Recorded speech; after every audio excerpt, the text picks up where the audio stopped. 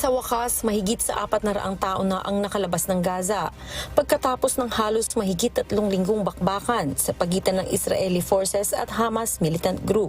Ito ay matapos buksan ng Rafah crossing patungong Egypt. Batay sa Palestinian officials, 335 foreign passport holders at 76 injured Gazans ang nakatawid na ng Rafah crossing patungong Egypt. Kabilang sa mga ito ang 2 Pilipinong doktor na miyembro ng Doctors Without Border ayon sa Department of Foreign Affairs o DFA. Tinukoy ang mga itong sina Darwin de la Cruz at Regidor Esguerra. Kabilang din sa mga nakalabas sa Gaza ay British, US at Canada passport holders.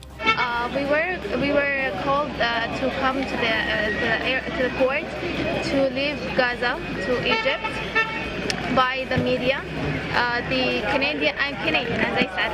The Canadian embassy called us every day nearly to make sure that we are doing fine and we're doing good.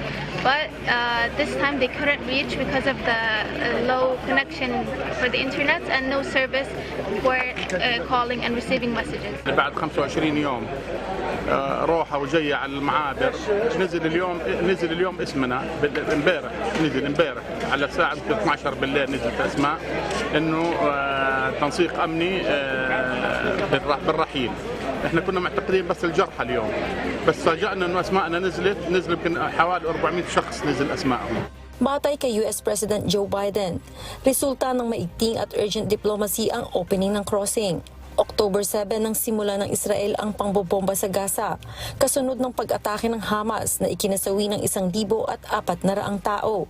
Mayroon ding 239 hostages ang Hamas. Iniulat naman ng Hamas-run Health Ministry na mahigit sa 8,700 namang tao ang nasawi dahil sa ganting pag-atake ng Israel sa Gaza. Early Briones, UNTV News and Rescue. Diyos ang aming sandigan, serbisyo publiko ang aming pinahahalagahan.